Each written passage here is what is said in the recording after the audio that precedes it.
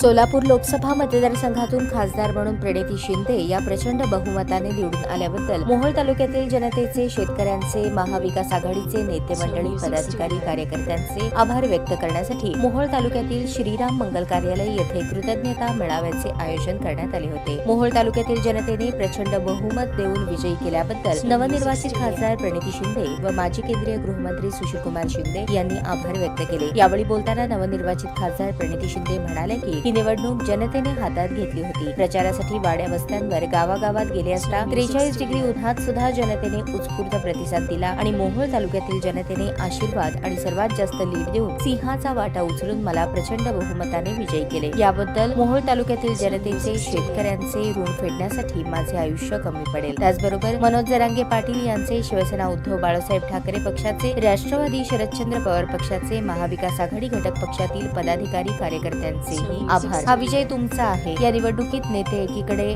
जनता एकीकडे होती। जनतेने ही निवडणूक हाती घेतली होती। साथ दिलेला प्रत्येक शेतकरी, मायबाप, जनता या सर्वांना शेवटच्या श्वासापर्यंत मी साथ देईन। येत्या काही दिवसात शासकीय अधिकाऱ्यांना सोबत घेऊन तालुक्यातील प्रत्येक गावाला भेट देऊन जनतेच्या समस्या सोडवणार असल्याचे सांगितले। या कृतज्ञता मेळाव्यास दीपक गायकवाड, सुलेमान तांबोळी, राजेश पवार, अशोक भोसले, संजय क्षीरसागर, चेतन नरोटे, मनोज येलगुलवार, पवन गायकवाड, मंगेश पांढरे, सत्यवान देशमुख, सुभाष पाटील, सीमा पाटील, मयूर खरात, महेश देशमुख, अरुण पाटील, किशोर पवार, सुरेश शिवपूजे, रेतर कसबे, भीमराव वसेकर, निलेश जरग, संग्राम चव्हाण, भैरवनाथ भोसले, आरिफ पठाण, मनोज धडके, महादेव जवंजाळ, शरद गुंड पाटील, कुमार गोडसे, कृष्णदेव वाघमोडे, बिलाल शेख आणि इतर उपस्थित होते।